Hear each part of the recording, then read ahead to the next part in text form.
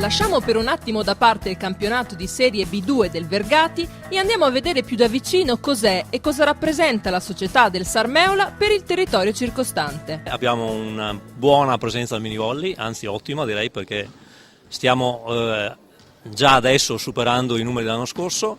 Siamo riusciti a mettere in campo ben 3 squadre nel settore under 12 e under 13 ed è la nostra scommessa che abbiamo fatto l'anno scorso, scommessa che direi è stata vinta e che vogliamo portare avanti.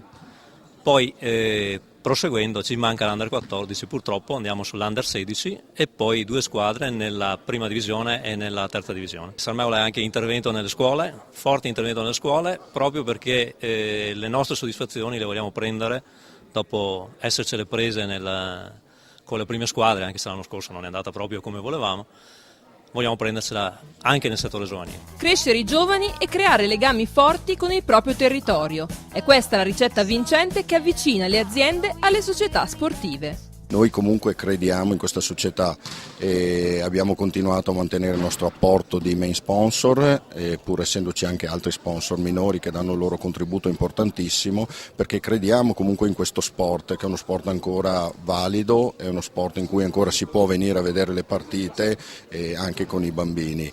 E crediamo anche nel vivaio in cui la società sportiva Sarmeola appunto sta puntando molto. Prima squadra è il settore giovanile, giovani che fanno esperienze e che un giorno potranno ambire a disputare i campionati più importanti. Noi speriamo che siano da esempio appunto per tutto il settore giovanile anche, che quindi ci sia entusiasmo se la squadra vince e magari riusciamo ad attirare e migliorare il settore giovanile come dice anche il Presidente. Ma non solo, il vivaio serve a creare un grosso seguito di pubblico attorno alla squadra. Il settore giovanile è fatto comunque da tutti i ragazzini comunque che vivono qua attorno, quindi sicuramente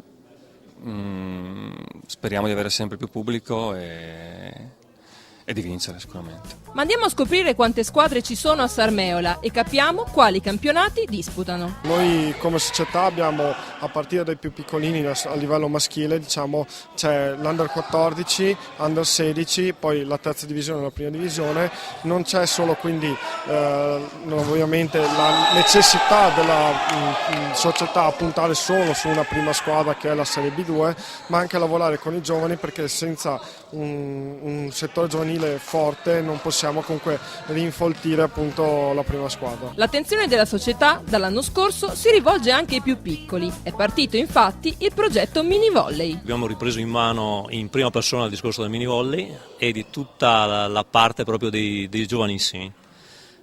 È una cosa sulla quale contavamo moltissimo l'anno scorso e quest'anno contiamo ancora di più. Cioè, diciamo che tutto sommato l'anno scorso, nonostante la retrocessione, è stato un successo proprio per quello che abbiamo ottenuto nei ragazzini. Speriamo di cominciare a far vincere Sarmeola anche nelle squadre giovanili, perché effettivamente lì manchiamo un pochettino. E al vertice del movimento giovanile la Serie B2 prosegue con l'obiettivo della promozione. La società Sarmeola è conosciuta per essere una società seria, in cui quello che ha sempre detto l'ha mantenuto. Un aspetto che si può anche dire è che l'anno scorso, pur essendo retrocessi, avevamo anche la possibilità di poter risalire in B1, però è stato deciso, e lo condivido, di cercare di risalire in B1 con una vittoria del campionato sul campo.